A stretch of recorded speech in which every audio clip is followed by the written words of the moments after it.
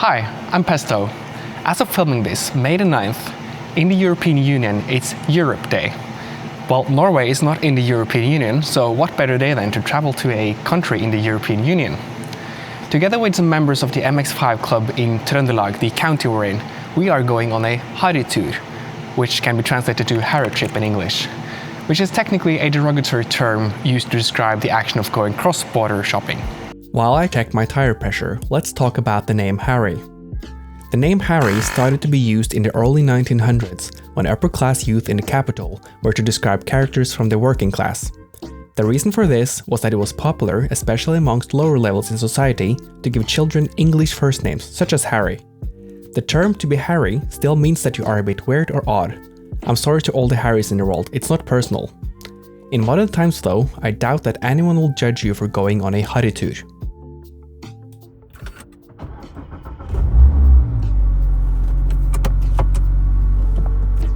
The MX-5 club in Trøndelag has decided to have more planned activities and trips than in previous years, and earlier this winter we had a meeting where we planned a few trips for this season, and the first one is a trip to a town in Sweden called Åre, and that's where we're heading today.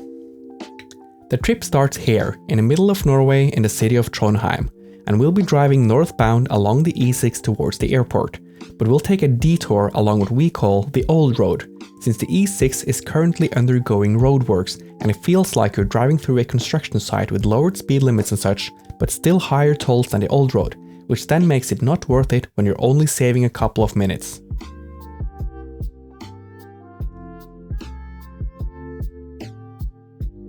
Next to the airport, there is a small village called Hell, which foreigners find very funny for obvious reasons. By the way, on Hell train station you can photograph the building with the sign Hell, God's Expedition, which is an archaic spelling in Norwegian meaning Hell cargo handling, but I guess you see why it's funny.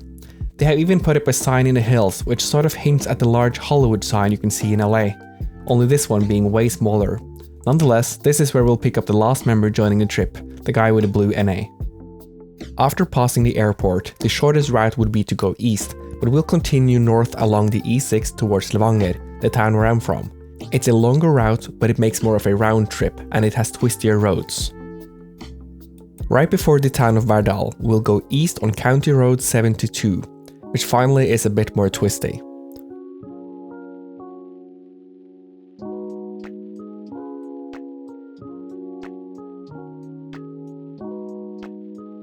We'll take a quick leg stretch on Ådalsvoll, which is where the Norwegian authorities will do border control from time to time. There is a quota on how much alcohol you are allowed to bring back to Norway.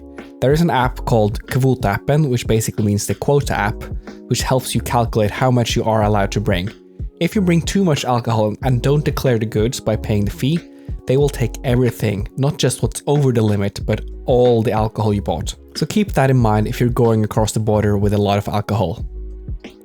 From here, it's a short drive towards Sandvika, which is where the Norwegian and Swedish border is, and where County Road 72 in Norway turns into County Road 322 in Sweden. Before going on this trip, I was kinda worried that summer tires might be an issue, but we're now at Medstugan, which is the highest point at 620 meters above sea level. The roads are bare and there are no signs of frost. From this point, we only have 30-something minutes till we're at Systembolaget. At Systembolaget, we usually spend some time to decide what we're going to get, but we try not to be too long because the others are probably waiting for us. We'll now start our trip back to Trondheim, but this time we'll go the other route through Storlien. There we'll go shopping for non-alcoholic stuff and we'll have a quick lunch break.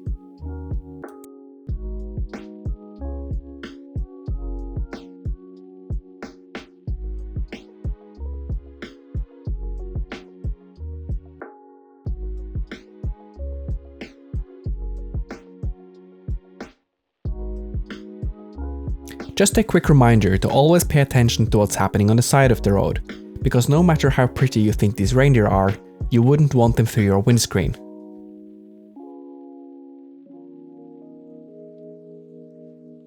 You're probably familiar with the concept of cross-border shopping. If you're not, it's really just the act of going across the border to go shopping.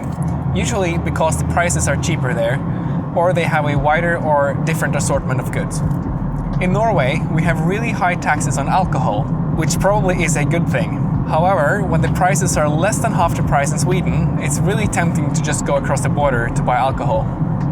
We have something called the wine monopoly, which is the only store in Norway allowed to sell and distribute alcohol.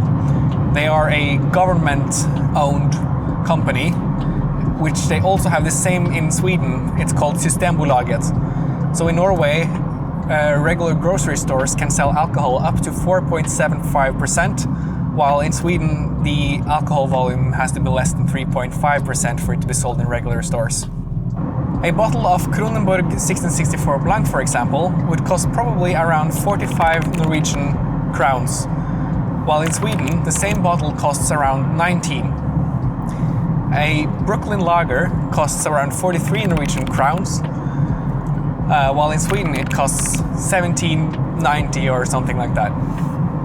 And the concept of Harrytur is really everywhere in Norway. Across all major water crossings, there is usually a shopping center. These shopping centers are made for Norwegians, basically. Big aisles filled with sweets and sugar, meats, and everything we want to buy in large quantities. And it's usually items that are specifically taxed very high in Norway, because we have something called sugar tax, which means that sweets and chocolate is also very expensive in Norway. Right now I think a regular bar of chocolate of 200 grams costs around 50 to 60 Norwegian crowns. So many people might be wondering why we go to such lengths of driving all the way to Sweden just to buy alcohol and cheap bacon. And the concept of a Harrytur is not just the cheap prices, but it's actually a trip. It's fun to go together, use the whole day basically to just go across the border, buy some alcohol, buy some bacon, cheese, sweets, soda, and make a day out of it. At Stjørdal, we'll take the same route back as we did this morning. When we reach Trondheim, we'll split our ways and go back home. It's a shame that the weather wasn't nice enough for us to drive with the top down, but it is what it is. We can't do anything about the weather. I've enjoyed the trip anyways. And that's the nice thing about convertibles. If the weather is kind of put the roof on and you can still enjoy the drive. But now I will show you our haul. Okay, so this is our haul. 4 trays of soda, a couple of wine bottles, and only a small amount of snacks. That's because I didn't think we were going to fit everything in my car. However, we could have fitted way more, and I guess my girlfriend is kind of mad about that. Nonetheless, this is going to last us for a long while. If you enjoyed this video, please like and subscribe, and I'll catch you in the next one. Goodbye.